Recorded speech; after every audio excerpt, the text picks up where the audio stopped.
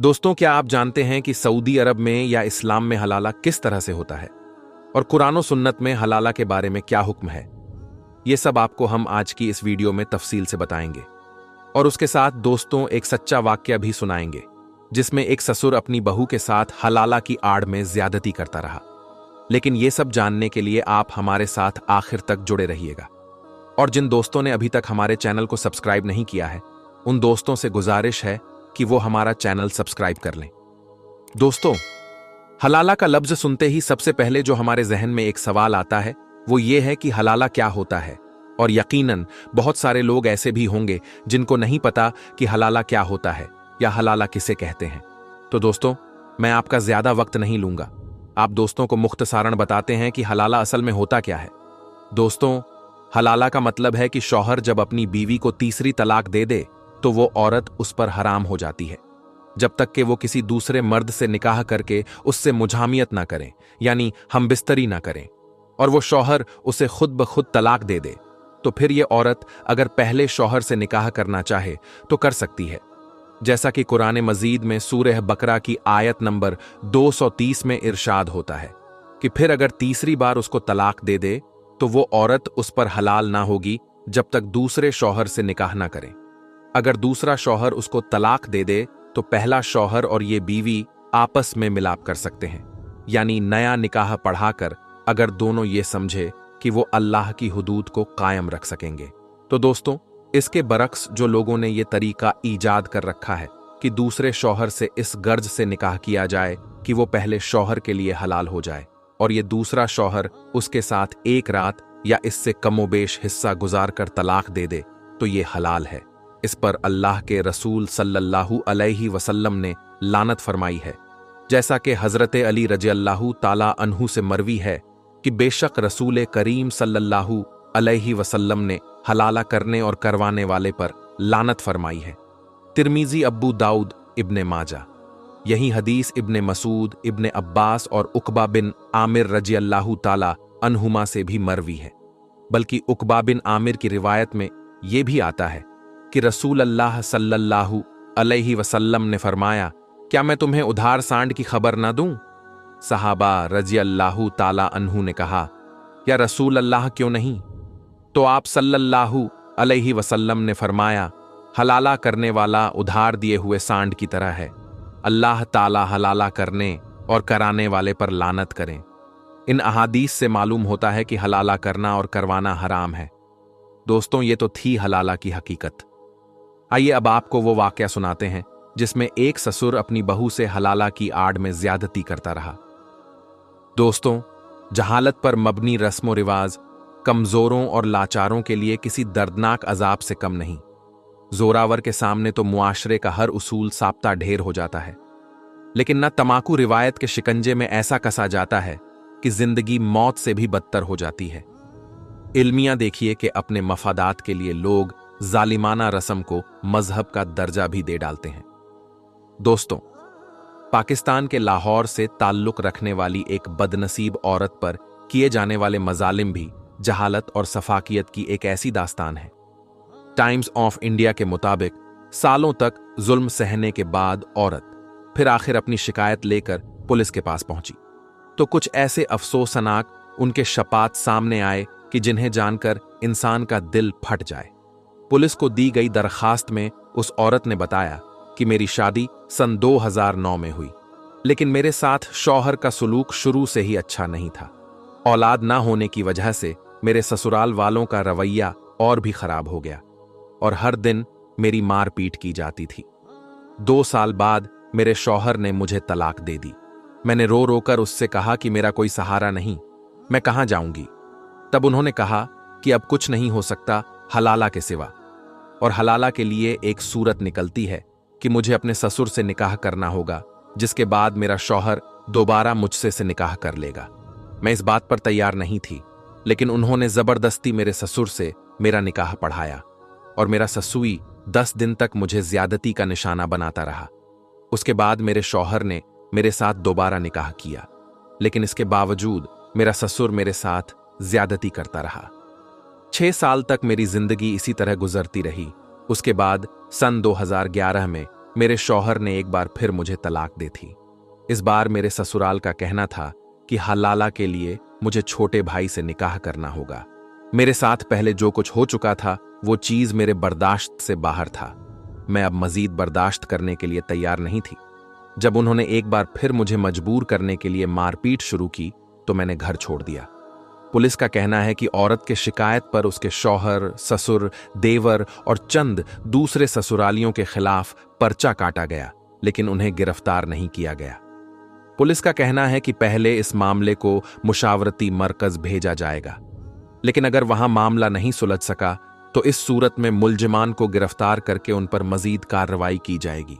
दोस्तों, सऊदी अरब समेत दूसरे बहुत से ममालिक में हलाला की आड़ में ऐसे जराइम, ऐसे कहानियां सुनने को मिलते हैं जिनको सुन सुनकर इंसान का दिल दहल उठता है।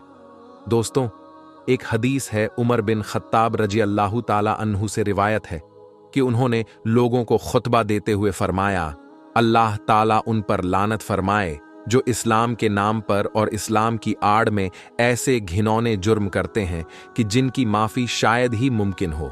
अल्लाह रब्बुल इज्जत से दुआ है कि अल्लाह ताला आपको अपनी हिब्ज़ो आमान में रखें। अल्लाह ताला से दुआ है कि अल्लाह ताला हमें सीधा रास्ता दिखाएं। आमीन या रब्बुल आलामीन। दोस्तों, अब हम आपको एक ऐसी औरत के बारे में बताने जा रहे हैं जिसकी शादी को 10 साल गुजर गए लेकिन उसे कोई औलाद नहीं हुई। फिर एक दिन देवर ने 7 लड्डू लाकर खिला दिया। फिर वो कुछ दिनों में हामिला हो गई, यानी प्रेग्नेंट हो गई। और जब बच्चा पैदा हुआ तो देवर ने कहा कि ये मेरा बच्चा है। तो क्या है इसकी हकीकत और क्या है पूरी कहानी, ये जानने के लिए आज की वीडियो को आखिर तक जरूर देखते रहिएगा। दोस्तों, वो औरत खुद बताती है कि मेरा नाम हया है, मैं बहुत ही खूबसूरत थी और मेरी शादी एक ऐसे घर में हुई जहां पर सिर्फ मेरा शौहर और मेरा देवर ही रहा करता था। मेरे ससुर बाहर के मुल्क में होते थे। ये लोग बहुत अमीर थे। मेरी सास भी नहीं थी। पहले मुझे बहुत खुशी हुई थी कि इस घर में कोई सास नहीं है, कोई ननद नहीं है, कोई जेठानी नहीं है। लेकिन आहिस्ता आहिस्ता पता चला कि यहां पर रहना बहुत ही मुश्किल था, क्योंकि यह घर सिर्फ मर्दों का घर था। मैं अपनी कोई भी बात किसी से नहीं कर सकती थी। शौहर भी मेरा काफी संजीदा मिजाज किस्म का था। मेरे माँ बाप भी मेरी शादी करके इस मुल्क से चले गए थे, क्योंकि वो मेरी शादी करवाने के लिए यहां आए थे। हम पहले कतर में रहते थे। मेरे माँ बाप मेरी शादी पाकिस्तान में करना चाहते थे ताकि मैं अपनी मिट्टी से करीब रहूं। करीब तो मैं बहुत हो गई, लेकिन मैं परेशान रहती थी। इसी परेशानी की वजह से मेरे यहां अभी तक औलाद नहीं हुई थी। डॉक्टर कहते थे कि आपको खून की कमी है, आप उदास रहती हैं, अपना माहौल बदले, रहन सहन बदले, कहीं बाहर आए जाए, वह काम करें जिससे आपको खुशी मिले। लेकिन मेरा शौहर ऐसा काम करता था कि वह एक दिन की भी छुट्टी नहीं कर सकता था। इस घर में मेरा देवर ही था जो मेरे साथ कोई बात कर लेता है। वह मेरी उम्र का था, देखने में बहुत ही हसीन था। मेरे शौहर के मुकाबले में एक अच्छा इंसान भी था, हंसी मजाक भी करता था, लेकिन उसकी भी अपनी दुनिया थी जिसमें से वो मेरे लिए वक्त नहीं निकाल सकता था। वह यूनिवर्सिटी जाता था, अपने दोस्तों को वक्त देता था और फिर अपने फोन में मसरूफ बैठा रहता था। मैं सोचती थी कि कब वह फारिग होकर आएगा और मेरे साथ बातें करेगा तो मेरा कुछ वक्त अच्छा गुजर जाएगा। वह बातें बहुत अच्छी किया करता था। उसका नाम हम्माद था। कभी कभी हम देवर भाभी कोई प्लान कर लेते थे। वह कोई खाने की चीजें लेकर आता, कोई पिज्जा वगैरह, तो हम मिलकर पिज्जा खा लेते, इधर उधर की बातें कर लेते, तो वक्त अच्छा गुजर जाता था। यह बात मेरे शौहर को भी पता थी। मेरा शौहर कहता था कि उससे थोड़ा दूर रहना। मैंने कहा कि वह कोई गैर तो नहीं है, इसी घर में रहता है। तो कहने लगा कि ठीक है, लेकिन ज्यादा बातें मत किया करो। मैं अपने शौहर से कह देती है। मैं उससे कोई बात नहीं करती, लेकिन असल में हम आपस में बातें किया करते थे और हमारी जिंदगी इसी तरह चल रही थी। मेरी शादी को काफी वक्त गुजर गया और वक्त का पता ही नहीं चला। 10 साल हो गए, लेकिन मेरे घर में अभी तक औलाद नहीं थी। मैं बांझ मशहूर होती जा रही थी, लेकिन डॉक्टर ने कहा था कि आपके साथ इतना मसला नहीं है, आपके यहां औलाद हो सकती है। डॉक्टर ने मुझे कहा कि आज ही अपने शौहर से बात करें कि वह आपका माहौल बदले और आपको किसी पुरसुकून जगह पर ले जाए। लेकिन जब मैंने यह बात अपने शौहर से की तो मेरे शौहर ने मुझे एक नई खबर सुना दी। उसने कहा कि मुझे तो काम के सिलसिले में दूसरे शहर जाना है और मैं वहीं पर रहूंगा शायद से 10 महीने के लिए। जब उसने यही बात कर दी तो मैं उसके बाद क्या कह सकती थी, क्योंकि मेरे शौहर की बात आखिरी बात होती थी। वह एक दफा जो कह देता फिर वही होता है। कह दिया कि ठीक है, आपका सामान पैक कर देती हूं। मेरा शौहर बाहर चला गया और अब मैं घर में अकेली रहने लगी। लेकिन उन्हीं दिनों मेरे देवर ने मुझे एक ऐसी बात बताई कि मैं हैरान रह गई। पर जाते हुए मेरे शौहर ने मुझे कहा कि मैंने दुकान वाले को घर का नंबर दे दिया है, कोई भी चीज चाहिए हो तो फोन करना, वह चीजें घर दे जाएगा। मैंने कहा कि चीजें मंगवाने की क्या जरूरत है, हम्माद मुझे ला दिया करेगा। तो मेरे शौहर ने कहा कि तुमने उससे कोई चीज नहीं मंगवानी और उससे बात भी नहीं करनी, वह अपने काम से काम रखेगा। तुम अपने काम से काम रखना, उसके लिए खाना पीना बनाने की कोई जरूरत नहीं, वह बाहर से खा लेगा। मैंने कहा क्या हो गया है आपको? तो कहने लगे कि मैं तुम्हारा शौहर हूं, तुमने मेरी बात माननी है, मैं जो कह रहा हूं। मैंने कहा कोई बात हुई है? तो कहने लगा कि ऐसा कुछ नहीं है, ऐसी कोई बात नहीं हुई। ऐसी कोई बात हुई तो तुम्हें बताऊंगा, उससे दूर रहना।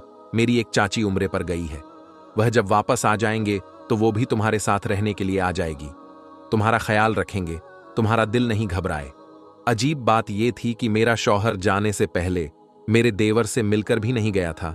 शायद भाइयों के बीच में कोई नाराजगी थी, लेकिन ऐसा तो कभी नहीं हुआ था, क्योंकि मेरा देवर छोटा था और मेरे शौहर ने हमेशा उसका एहसास किया था। मुझे लगा कि कोई छोटी सी बात होगी, आपस में दोनों भाई हल कर लेंगे। लेकिन मैं अपने शौहर की यह बात बिल्कुल भी नहीं मानने वाली थी कि मैं अपने देवर से बात ना करती। मैंने उससे बात भी कर ली थी, हमने मिलकर गेम्स भी खेली थी और हम लोगों ने साथ मिलकर ही रहना था जैसे हम पहले रहते थे। जब मेरा शौहर चला गया तो मेरा देवर एक दिन मेरे पास एक लड्डू लेकर आया और कहने लगा कि आप इसे खा लें तो आपके यहां भाई के वापस आते ही हमल ठहर जाएगा। वैसे तो मैं अपने देवर से इस तरह की बात नहीं करती थी, लेकिन मेरा यह देवर कुछ अलग किस्म का था। हम एक दूसरे से दोस्तों की तरह बात कर लेते थे। उसने कहा कि बहुत वक्त हो गया है, भाई को एहसास नहीं है, आपका इलाज करवाते नहीं हैं, आपको कहीं दम करवाने भी नहीं ले जाते हैं।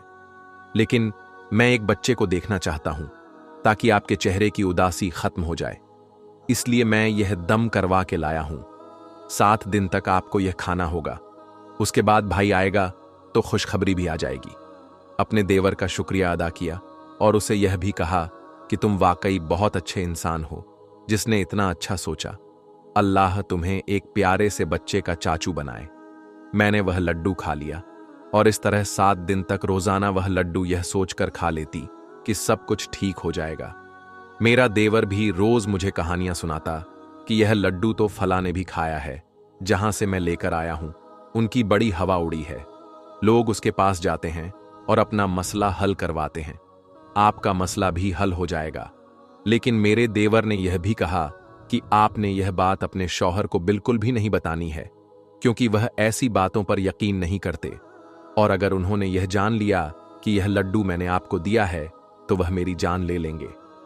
मैंने कहा कि कोई लड़ाई चल रही है, तो कहने लगे कि नहीं, कोई लड़ाई नहीं है, जहां गए हैं वहां मुझे भेजना चाहते थे लेकिन मैं जाना नहीं चाहता था, मुझसे नाराज हो गए। उन्होंने कहा कि इतनी छोटी सी बात है। वह तो ऐसे नाराज हो रहे थे जैसे तुम्हारे साथ जीना मरना ही खत्म हो गया हो। कहने लगा कि हाँ बस ऐसे ही है, उससे कर देते हैं। लेकिन उन दिनों मैंने अपने देवर में एक और बात नोट की थी जो पहले वह कभी नहीं करता था। वह यह कि वह अब रात को देर से घर आने लगा था। मैं भी अकेली थी, इसीलिए मैंने उसे कहा कि जल्दी आ जाया करें, मेरा दिल घबराता है। उसने कहा कि भाभी जल्दी आने की कोशिश करता हूं, लेकिन काम ही ऐसा है जो आपके लिए सुबह लड्डू लाता हूं, सारी रात उस पर अमल होता है और वह अमल कराने के लिए मुझे वहीं पर बैठना पड़ता है। 7 दिन तक मैंने वह लड्डू खाया और अपने शौहर को बहाने से बुलाया। उसे कहा कि तुम आ जाओ, मुझे तुमसे जरूरी काम है, मेरा दिल नहीं लगता, मैं अकेली हूं।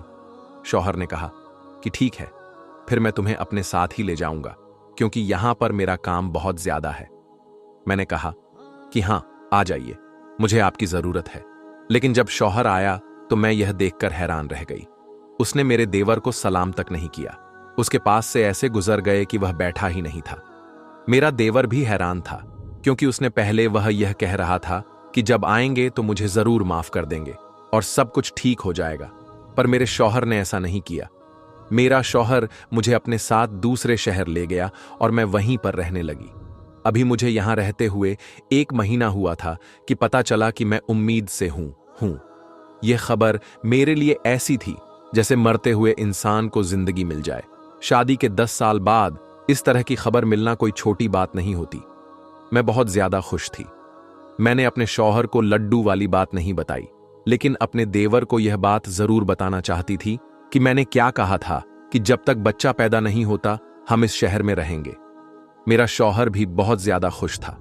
जब अपने देवर को कॉल की नंबर मिला आया तो नौकर ने कॉल उठाया और कहा कि छोटे साहब घर पर नहीं हैं और उनका फोन गुम हो गया है।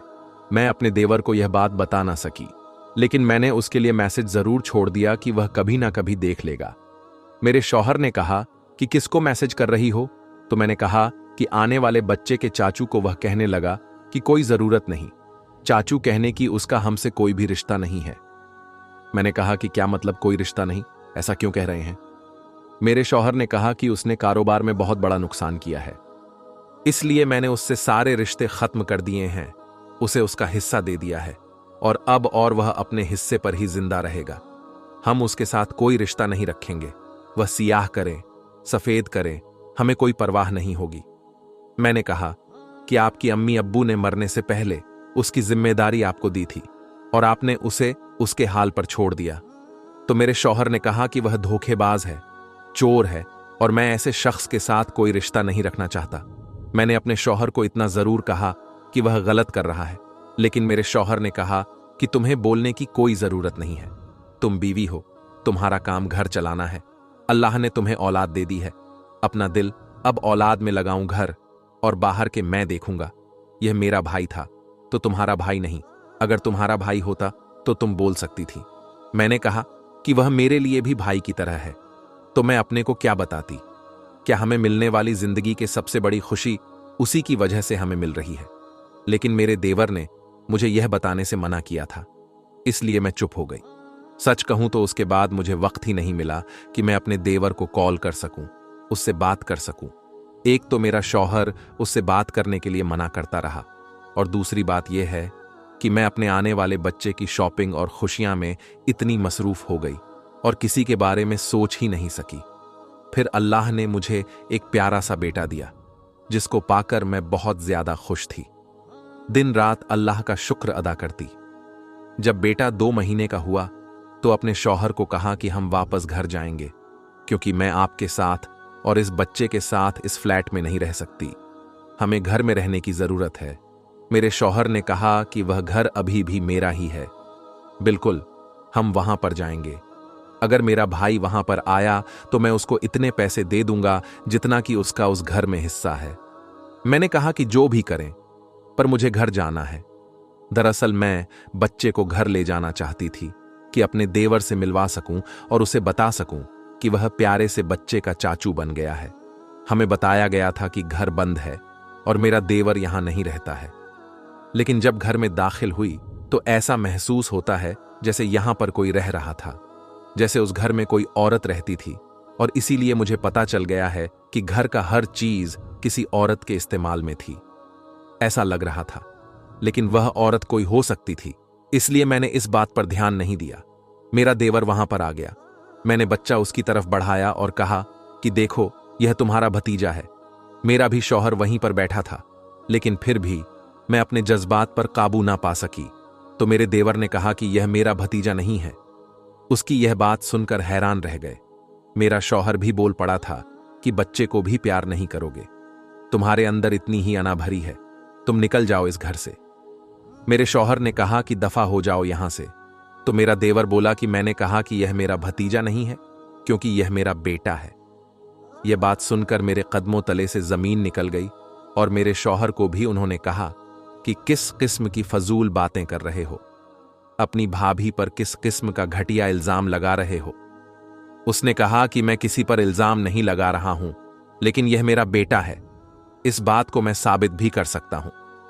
यह बात सुनकर मेरे कदमों तले जमीन निकल गई। और मैंने उसको कहा कि यह क्या बात कर रहे हो।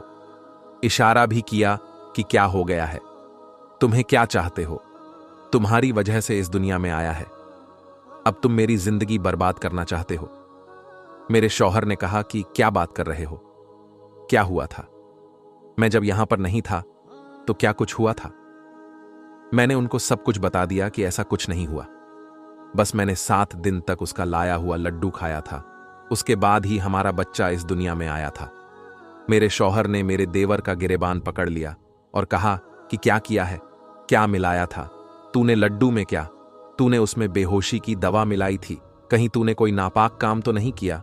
मेरी गैर मौजूदगी में मेरा शौहर तो अजीब अजीब बातें कर रहा था, लेकिन मैं यह सुनकर मरी जा रही थी कि जिसको मैंने अपना भाई जैसा समझा, अगर उसने मेरे साथ इस तरह की कोई हरकत की थी तो मेरी जिंदगी बर्बाद हो जाएगी। मेरा दिल जलने लगा था। उसने कहा कि यह मेरी औलाद है, पर मैं हमेशा आपके पास नहीं रहने दूंगा। उसने कहा कि आप टेस्ट करवा लें। हमें पूरा यकीन था कि वह हमारा ही बच्चा है, इसका तो सवाल ही पैदा नहीं होता था। और डीएनआईटी भी जाना तो अंजाम क्या निकला था। तो मेरे शौहर ने कहा कि डीएनए टेस्ट करवाएंगे। हम सारे हॉस्पिटल पहुंच गए और फौरन टेस्ट करवाया, लेकिन रिपोर्ट मिलने में 2 दिन थे। ये 2 दिन मैंने कैसे गुजारे मैं ही जानती थी। मेरा शौहर मुझे अजीब अजीब नजरों से देखता रहता था, बार बार मुझसे ये पूछता था कि जब मैं घर पर नहीं था तो क्या हुआ था, तुम कौन से कमरे में सोती थी, तुम किस टाइम जागती थी रात के टाइम, तुमको ऐसा तो नहीं लगता था कि तुम बेहोश हो गई हो और तुम्हें कोई होश नहीं है, क्या तुम सोते हुए कमरे के अंदर से कुंडी लगाती थी। मुझे मेरे शौहर के सवालों ने परेशान कर दिया था। मैंने उसे कहा कि मैंने इस तरह की कोई हरकत नहीं की, आपको मेरा यकीन करना पड़ेगा। पर रिपोर्ट हाथ में आ गई। जब रिपोर्ट का लिफाफा खोलकर देखा और रिजल्ट देखा तो मेरे शौहर के हाथ से रिपोर्ट गिर गया, क्योंकि रिपोर्ट के मुताबिक यह बच्चा मेरे देवर का था, मेरे शौहर का नहीं। मैं घुटनों के बल जमीन पर बैठ गई और बुरी तरह से रोने लगी। मेरे शौहर ने भी मुझसे नजरें फेर ली, लेकिन मेरे देवर ने मेरे सर पर हाथ रखा और कहा कि भाभी, मैंने आपके साथ कुछ नहीं किया है, मैं आपको बताता हूं। मुझे डॉक्टर ने कहा था कि आपके साथ इतना मसला नहीं है, इलाज हो सकता है, लेकिन आपके शौहर ने कभी भी आपका इलाज नहीं करवाया, इसलिए मैं आपकी जिंदगी में खुशियां भरने के लिए आपका इलाज करवाना चाहता था। मैं एक लड़की के साथ मोहब्बत करता था और उससे शादी कर चुका था। उसके लिए मैंने पैसे चुराए थे, क्योंकि वह बहुत बीमार रहती थी, लेकिन फिर भी हमारा बच्चा पैदा करना चाहती थी। भाई ने मेरे साथ झगड़ा किया, मुझे उसकी वजह से सब कुछ छीन लिया। वह लड़की भी इस दुनिया में नहीं रही, लेकिन उसका बच्चा इस दुनिया में आ गया। और उस दिन मुझे पता चला कि आपके यहाँ तो मुर्दा बच्चे की पैदाइश हुई है। आपका बच्चा इस दुनिया में आने से पहले ही जा चुका था और लड्डू वाली बात सिर्फ एक बहाना था। मैं उसमें आपको दवाई मिलाकर देता था, वह दवाई जो बहुत ही खास थी और बहुत दूर से लाई गई थी। मुझे यकीन है कि उसका असर जरूर होगा, और असर हो गया, क्योंकि आपने अपना दिमाग बना लिया था। बस उसको किस्मत कहे या जो भी, आपके यहाँ हमल तो हो गया, लेकिन आपका बच्चा बहुत कमजोर था, दुनिया में आते ही मर गया। उस बच्चे की जगह मैंने अपना बच्चा रख दिया, क्योंकि मैंने आपके साथ भलाई करना चाहता था, और यह भलाई मैं सिर्फ आपके लिए कर रहा था, आपके शौहर के लिए नहीं। लेकिन फिर मुझे पता चला कि आपके शौहर ने मेरे साथ कोई भलाई नहीं की और मुझे जायदाद से मुकम्मल तौर पर अलग कर दिया। इसलिए बदला लेने की खातिर मैं आपसे अपना बच्चा वापस छीनने के लिए आ गया। मैं उसके बगैर नहीं रह सकता, क्योंकि मेरे पास तो अब यही रह गया है। आपके शौहर सब कुछ अपने नाम कर लिया है। मेरे देवर की आंखों में आंसू थे, वह भी रो रहा था। उसने कहा कि मैं भी तो उसके बिना नहीं रह सकती। मैं अपने देवर की ओर देखा और उससे कहा कि तुमने हमेशा मेरी मदद की है, ये बच्चा मुझे दे दो। मैंने उसको अपना बच्चा समझा है। मैं 3 महीने से उसको पाल रही हूं। तुमने मेरे साथ बहुत भला किया। अगर मुझे पता चल जाता कि मेरा बच्चा दुनिया से चला गया, मेरी गोद खाली रह जाती, तो कसम से मैं उसी वक्त मर जाती। उसके मरने का दुख मुझे अब भी है, लेकिन यह मेरे हाथ में है, तो मैं जिंदगी को जीने के बारे में सोच रही हूं।